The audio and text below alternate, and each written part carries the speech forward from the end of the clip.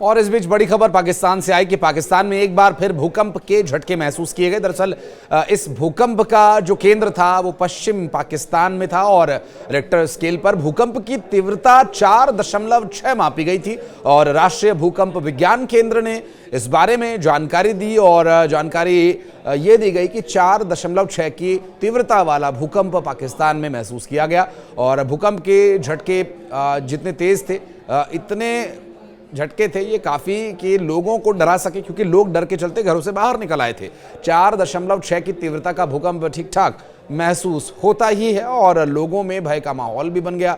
दरअसल एनसीएस के अनुसार भूकंप का ये केंद्र 10 किलोमीटर की गहराई में ही था और इसका अक्षांश जो बताया जा रहा है वो 29.12 उत्तर तथा देशांतर 67.26 पूर्व था। और ये भूकंप दोपहर 1:26 पर रिपोर्ट किया गया और 2 दिन पहले शनिवार को 10 मई को भी पाकिस्तान में भूकंप के झटके महसूस किए गए थे और इसकी तीव्रता 4 की बताई जा रही थी। और यह भूकंप सुबह करीब 1:44 पर आया था और इस भूकंप का केंद्र भी पश्चिमी पाकिस्तान में ही था और क्वेटा के आसपास वो इलाका बताया जाता है। और इतना ही नहीं, इसी क्रम में पिछले सप्ताह सोमवार को पाकिस्तान में 4.2 की तीव्रता का भूकंप भी आया था और एनसीएस के अनुसार भूकंप का ये केंद्र 10 किलोमीटर की गहराई पर था।